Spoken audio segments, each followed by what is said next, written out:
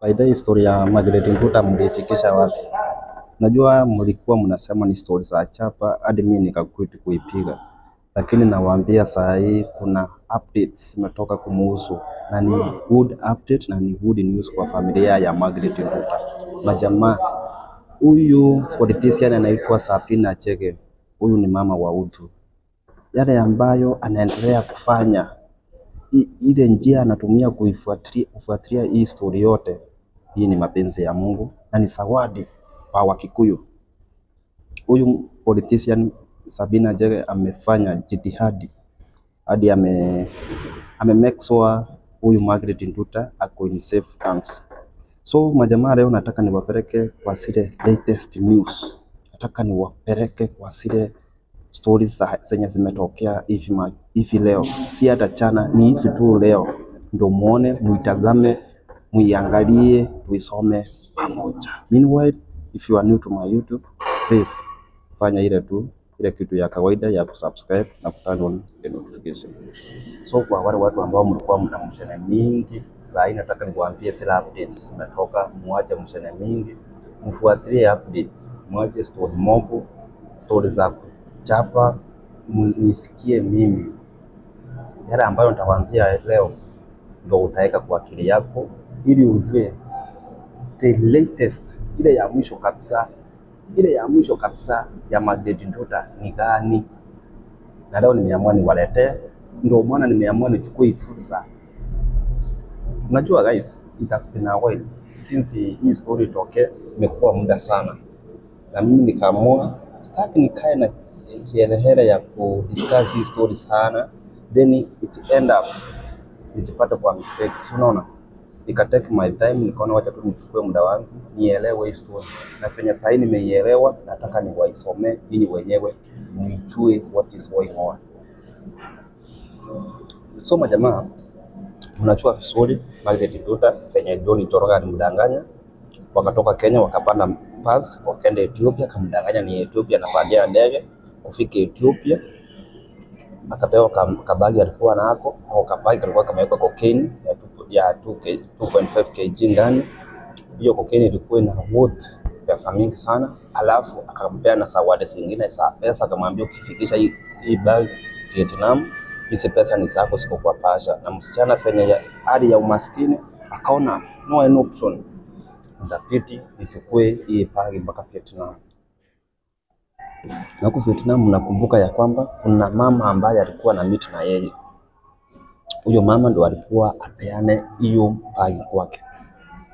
Lakini unfortunately fanya alifika huyo mama kumkujia, ikabidi hiyo bag akakaa nayo. Fanya alikaa na hiyo bag majamaa, ikabidi hiyo bag akashikwa nayo, na hizo madawa zikiwa ndani. Na hiyo story niliwaelezea, nile tunafanya summary kwa sababu kuna mwenye kuisoma ama kuifuatilia ama new kwa hii channel ambaye akuitazama hiyo story. Pia tena unasenda kwa hiyo channel yangu hapo chini, unaweza scroll kuna jini, unaweza ona Margaret Nduta's latest response. Pia uitazame because ni story nilichukua muda wangu watu nikaimake from the start to hadi venye alishikwa na hizo madawa. So unaweza chukua hiyo fursa pia uende uitazame, but for meanwhile wacha tu niwafanyie hiyo summary, then from there nikimaliza kufanyia hiyo summary ni kuwaeleza pia yale ambayo yametokea latest, kwa sababu saa hii leo 6 hours ago tumepata great news yenye hata familia ya Margaret Nduta ina style kama imechua, it's okay, but I think imechua kwa sababu wakati habari zinatokea zinapita kwa wasasi kwanza ndio zinaletwa kwa social media. So I'm proud of that. So majamaa, huyo msichana penye alifika huko akashikwa, ikabidi akawekwa kwa jela. Ilikuwa 2023. Ikafika mwezi wa 3 akatolewa kwa jela, akaenda court sessions. Kwa court ya kuwa na lawyer, ikabidi akachanganyikiwa, akaongea everything anaongea. Kwa sasa wanaongea hii, unajua court ilikuwa inafuatilia mambo ya familia, zile statements za familia, na wakifuatilia statements za msichana wanafuata they differ. So ikabidi wakasema the last option ni kumnyonga. Hakuna juu, unajua Vietnam ukipatikana na madawa hawana any option. Kama court au kuappeal, kama no one appeals for you, ukishindwa court ni kunyongwa. So ikabidi wakaekea huyo msichana watamnyonga, na venye ilikaa hivyo ikapeanwa dates zenye alikuwa ananyongwa. Na kumbuka vizuri sana ilikuwanga Sunday dates, I think 17 or 18, 16, 17, 18 kitu kama hapo. Hizo ndo date alikuwa anyongwe, sijasahau sana. So but in good luck God intervened, na the government of Kenya intervened, wakaapili ile kesi ikasongezwa mbele, ama ile kunyongwa kwake ikasongezwa mbele, so waisikize hiyo kesi tena. So for now zile updates ambazo tumepata, ama zile updates ambazo familia ya Margaret Nduta wamepata ni kama hii. Hata kwanza nichukue machi ndo niwaambie vizuri. Number 1, Sabina Chege, where you are, I'm proud of you, mama. You are mothers of mothers. You are a great mother of all nations. Hata Rachel hajajitokeza na mimi bibi ya Pleso. Ati wewe Sabina Chege, I'm proud of you. Kama wewe ni Mkikuyu, sijui kama Sabina Chege ni wa Kikuyu. Me, I don't know, but I'm sure she's from Mount Kenya. So I'm proud of you, mama.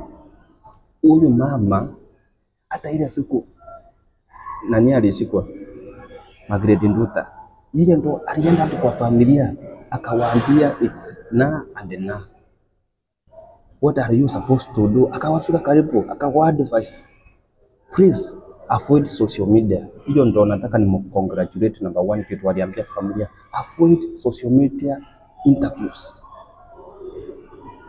First congratulation. Second congratulation, akaambia familia, comfort familia, msikuwe na mashida, msikuwe na stress. I'm here for you and I will speak for you, so don't worry. And up to today, Sabina Chege has approved, has proved publicly I'm the mother of mothers. Unajua amefanya nini? Sabina Chege amefuatilia story ya Margaret Nduta. Fanya ameifuatilia, ameeleza publicly social media. After kuongea na familia ikampea na okay, you can speak publicly so that Margaret Nduta friends, unajua sisi friends wa Margaret Nduta, use contacts to remake is one way of helping Margaret Nduta. So we are friends of Margaret Nduta. So speak it public so that friends of Margaret Nduta wajue what's going on. Na amesema serikali ili intervene. Msichana hakuwa na lawyer, serikali ikatoa lawyer. Nafanya serikali itoa lawyer, huyo lawyer akarepresent Margaret Nduta, kesi ikakaa postponed. So at now, saa hii wanasema Margaret Nduta is surviving like a normal human being. Ile maisha yako saa hii si maisha ya chela. Saa hii akukua sile hadi za kistarehe. Saa hii hakuna stress. Saa hii maisha yameko saa hii Margaret Nduta si maisha ya kusumbuliwa, si maisha ya kufanyiwa locking.